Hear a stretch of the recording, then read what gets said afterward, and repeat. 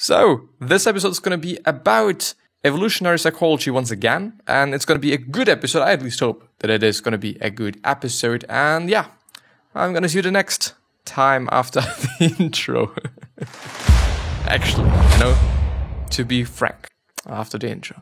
And as you might can also see, how you're seeing me is slightly different, because I've just changed a little bit of just my setup actually, or how I'm placing things on my desk. And I do have to say, and I do guess, especially because of the audio, since I'm just way further away from my PC, which is a really good thing, because I do believe that it is not able to pick up the noise as easily. Yeah, I think, yeah. If I'm just a little bit silent, which I'm probably going to cut out.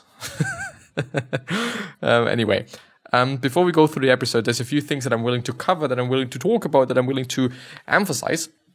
The first one is the podcast, or the fact that this is a podcast. So if you do want to listen to it as it would be a podcast, because it actually is a podcast, then please go down into the description. And I think it is actually the first link. It should be the first link.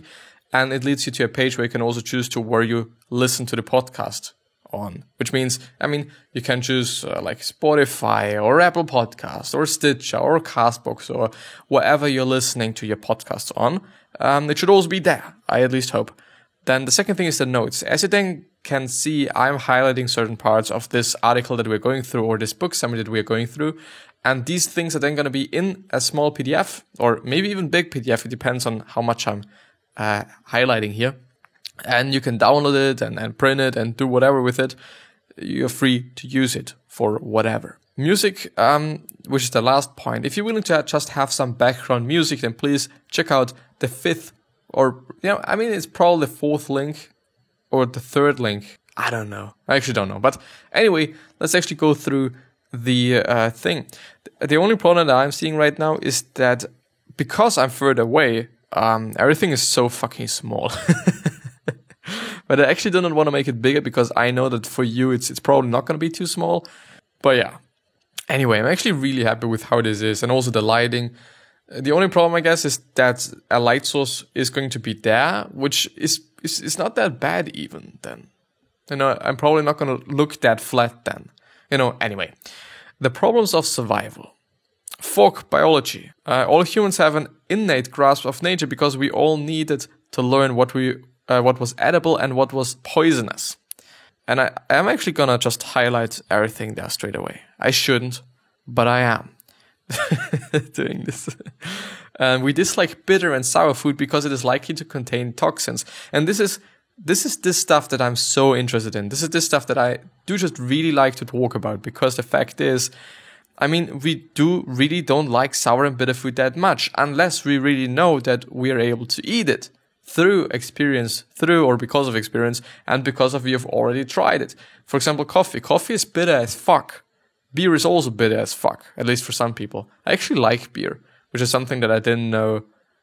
I think I didn't know. How do you say it? Well, anyway, actually not that bad. Really not that bad. I do really am kind of into bitter food, I guess. Unless it is really like bitter. Then I just don't like it.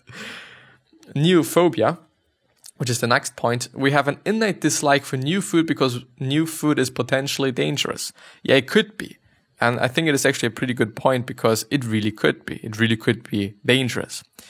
Disgust is an evolved defense against disease. That's why we find more disgusting what's also more likely to carry diseases. Women at higher risk of catching STDs, which is sexual diseases, as far as I've looked it up yesterday, have a heightened sense of disgust. Mothers rate their children's feces less disgusting, signaling an adaptation to tend for their offspring. Which is actually something that's really interesting. It's really interesting that it actually is the case. And it also just makes sense, I guess, because, as a mother, you do just, I think, have to deal with your children's feces. And if you're just really disgusted, which is kind of the case for just women, or it seems to be more of the case, or a higher case. Well, not actually case, but it seems to be, at least this is what he's saying, that women are more disgusted by things, which is, by the way, something that I'm seeing as well. But I do also think that it is because of the senses. Something that I've noticed, and I don't know if this is complete bullshit or not, because it really could be, I don't know. But I think that women do have just a more sensitive approach to smelling things, I guess. In terms of like, I'm smelling shit and I don't really think it is disgusting. You know, I don't even smell it. But my girlfriend, for example, or other people in my class, they fucking smell it and they're fucking disgusted by it. Whether it is just the shit that's coming out of my fucking ass, like in gas form, you know, or it is some other shit, you know. The next point is, in dire necessity, humans can override disgust. See, cannibalism, yeah? You know, if you're gonna die, there's not gonna be any fucking disgust. Adapted fears of life threats, snakes, spiders, heights, strangers, public rejection of courtship attempts, etc. Auditory bias, approaching sounds are perceived as louder than receding ones because of the greater danger of approaching threats, which is as well just such an interesting fucking point. And I do really hope that, I don't know, it would actually be quite interesting what this is, you know, how you could categorize these thoughts or this information or this knowledge there. But I'm so interested in that because it just, at least I think of it as a way to just maybe understand human beings better and also understand myself better. And just, I think it's just interesting to see those parallels. Like, okay, this is what nature wanted us to be and this is how we really are. And I mean, like, the correlation is really interesting. And the last one is, no, not really the last one, but threat saliency or saliency, whatever. People as well as children are faster at spotting dangerous animals such as snakes and lions among random objects, which I guess definitely makes also sense. Darwinian medicine, fever, cough, sneezes, they probably shouldn't be threatened because they evolved to help us tackle diseases. Yeah, and it is really the case because, I mean, they really help us to get things out of our body, which is also the case, I think, for, what is it called? Fever? Is it fever? I think it is, but I'm not quite sure. Like, if you're just really hot and you're sweating like shit, I do guess, and I actually do know, that it is a response of the body to just help yourself. I wouldn't necessarily say that because of the heat and the therefore sweat that's gonna come along with it, that this is kind of what the body is trying, but I think it is just trying to heat it up so that certain things are dying. But I'm not quite sure. I think that I do just know that there is something going on. It makes sense, and it is fighting diseases. So therefore, fever is also good. Having a fever is good. But I don't know. Like, I'm not a biologist or whatnot. The hunting hypothesis and gathering hypothesis. The hunting hypothesis suggests that hunting has been instrumental in developing many of our adapted mechanisms, including reciprocal altruism and social exchange, and division of labor. The gathering hypothesis suggests instead that women provided the impetus for human evolution via gathering, but it falls short in many areas. In any case, the specialization of gender-specific division of labor has resulted in measurable differences between man and woman. Men have better navigational abilities, map reading, and mental rotation of objects for hurling spears, maybe. Or this is like a thought right now. For hurling spears, maybe. Women have better spatial location memory. What is spatial relating to space? Oh, do they really have? In terms of like, okay, when I'm gathering something, I know that it was there and not somewhere else. I mean, it would make sense, and it is so fucking interesting. And I actually shouldn't pun it out that much, because it could be kind of a fucked up thing. Yeah. Anyway, it's really interesting. Challenges of sex and mating. For more on this section, please read Sexual Marketplace 101, Sexual Market Value, and Sexual Conflict. David Buss also wrote a book fully focused on sex and mating called The Evolution of Desire. I should also just take this one, I guess. Patterns of inheritance and spousal divergent interests. Whatever this is really good to communicate or tell me, we're going to go through it anyway. This was fantastic. The data on inheritances analyzed from an evolutionary point of view was eye-opening. Here's the data from the analysis of 1,000 probated wills, Smith, Kish, and Crawford in 1987. Women distributed their estates to a larger number of people. 2.8 versus 2.0. This might be because women have a stronger tendency towards building and maintaining networks of support. What is an estate?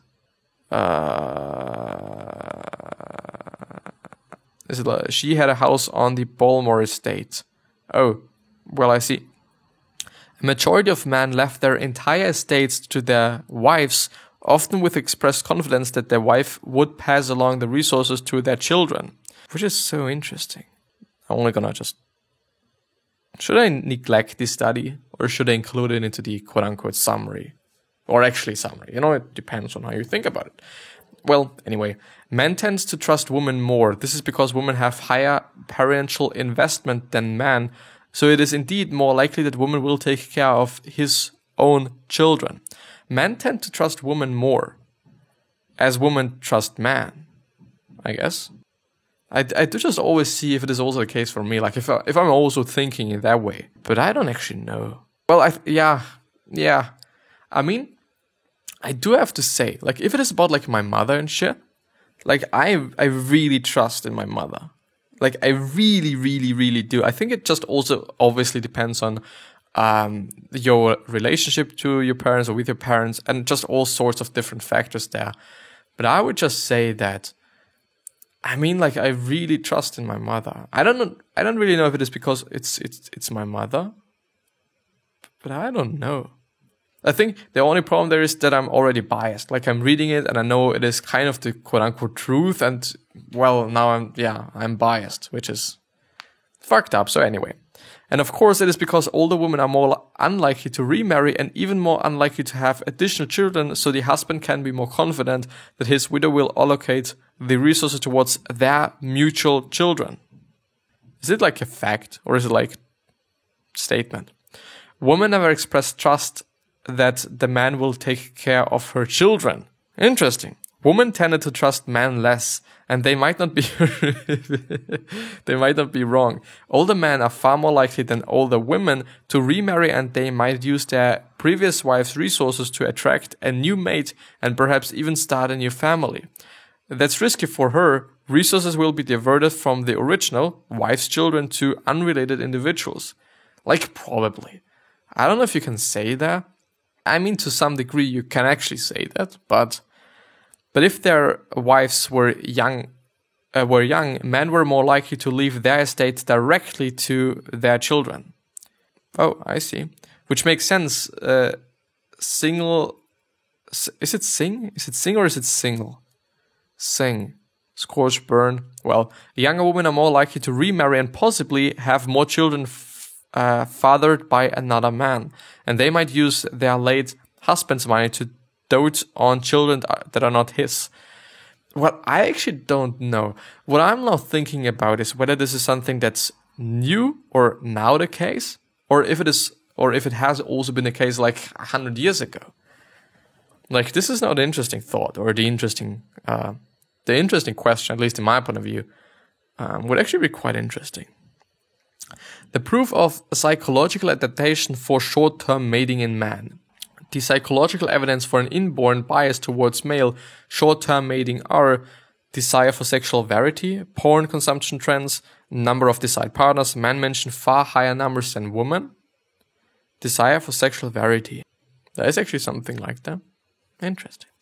Nature and frequency fantasies. Women are more likely to emphasize feelings, but there are large individual differences, and some women also fantasize of sex with strangers.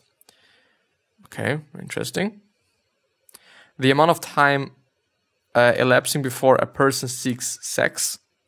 A lowering of standards in short-term mating. The prioritization of face in favor of body.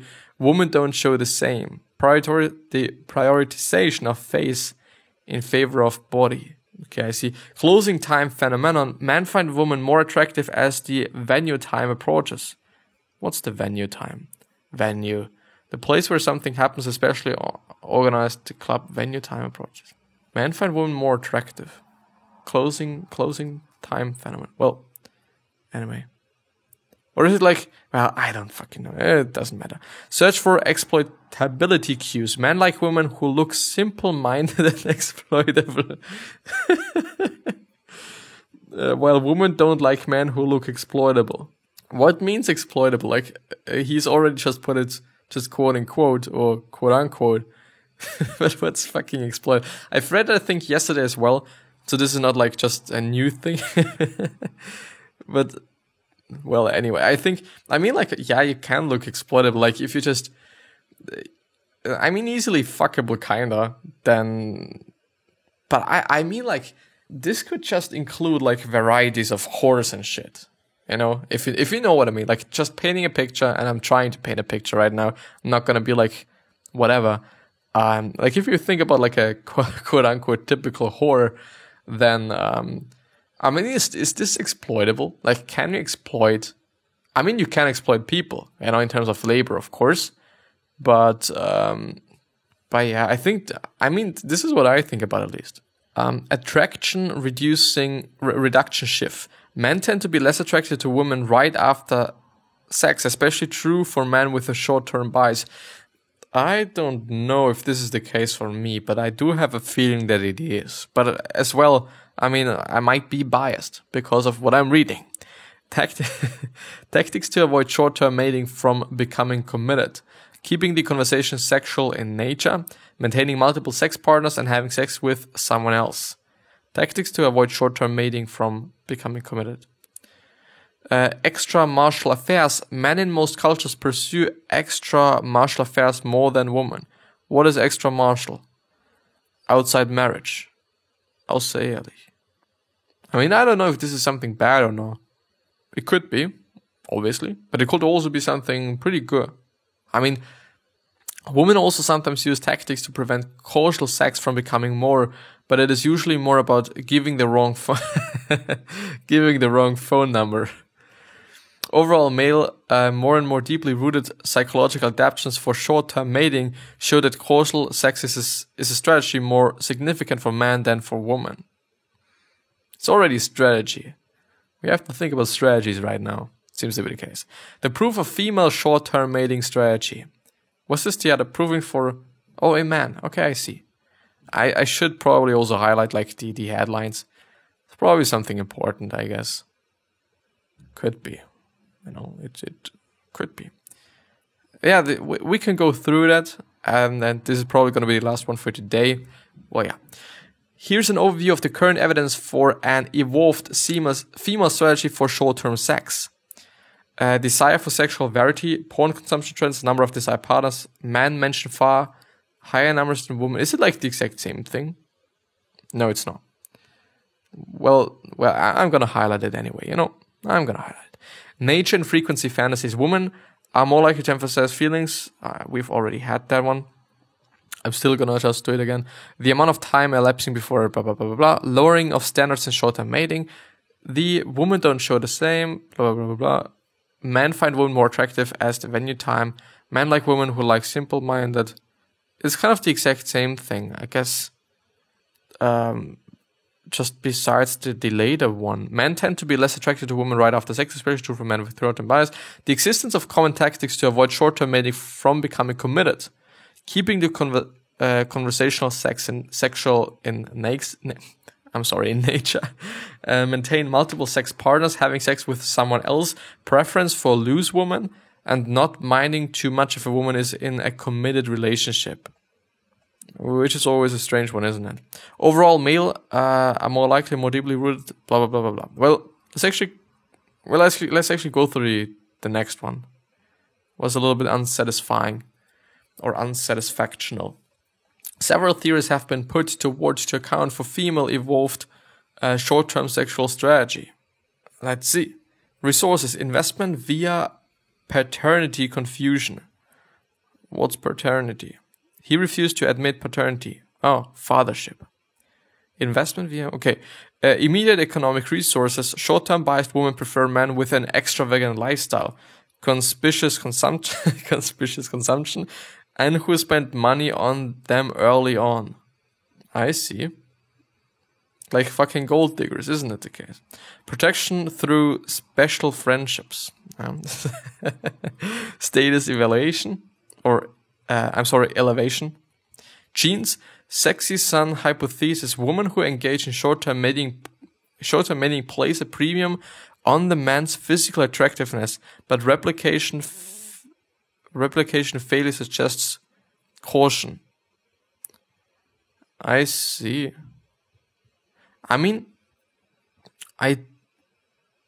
yes. Genetic diversity, mate switching, mate expulsion, mate replacement. Women who have affairs are significantly less happy with their partners, and they find promiscuity and existing relationships midly undesirable in an affair. Partner supporting this hypothesis. Pretty interesting. Mate insurance, short-term for long-term mating goals. Women themselves rated the possibility of switching casual sex for a relationship as the second most important reason for casual sex. Okay. Sex to evaluate long-term mate potential. Young women might be through a period of casual sex as a way to assess their own SMV. What's SMV? Well, it is actually, I don't know what it is called. It's a short version for a German word, apparently, as I've been just saying. Clarifying mate preferences, honing skills of mate attraction, mate manipulation, increasing commitment of long-term mate, revenge as deterrence, blah, blah, blah, blah, blah. Yeah, anyway, it's still pretty interesting to see parenting and kinship. Parenting and so on, this is one of the reasons why men generally invest less in children. Are children really mine? I don't know. But well, it could be. Well, I really don't know.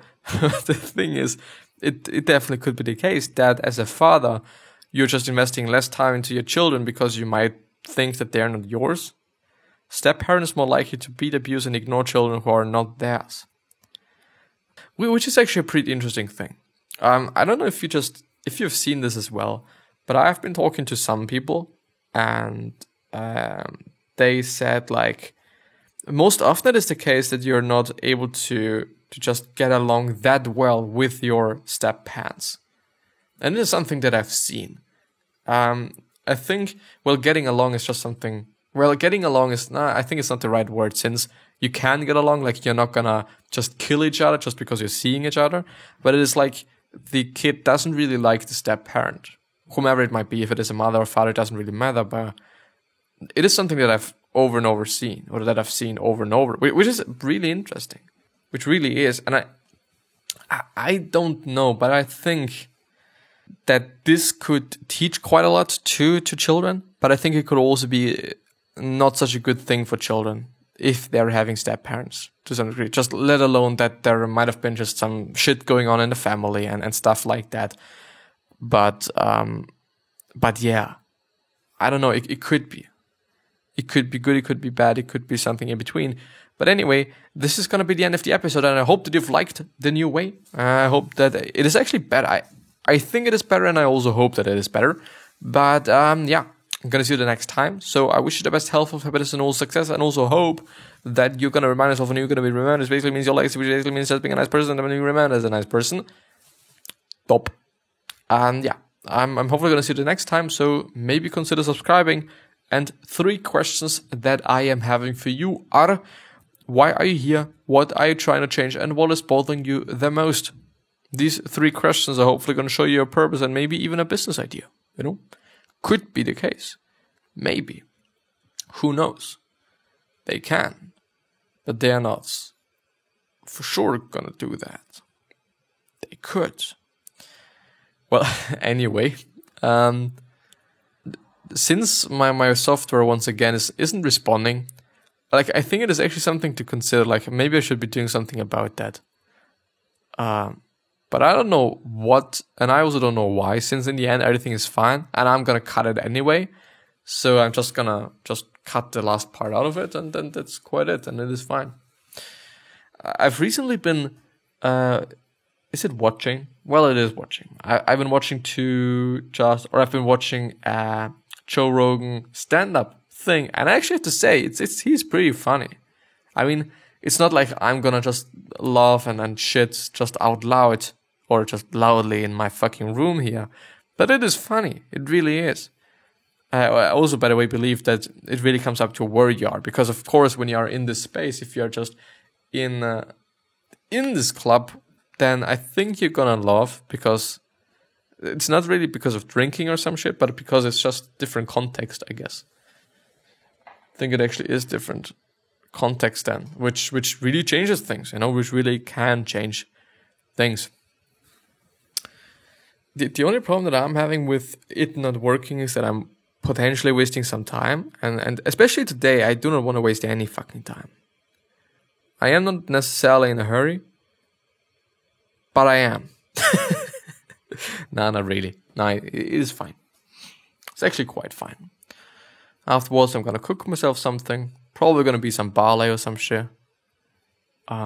With lentils, which is really nice because you're having your protein, you're having good carbs, you're having low GI, you're having basically everything that you need, and I think also quite some calories, which is something that I need. Like, I'm relatively skinny, I've always been, and I do want to gain some weight.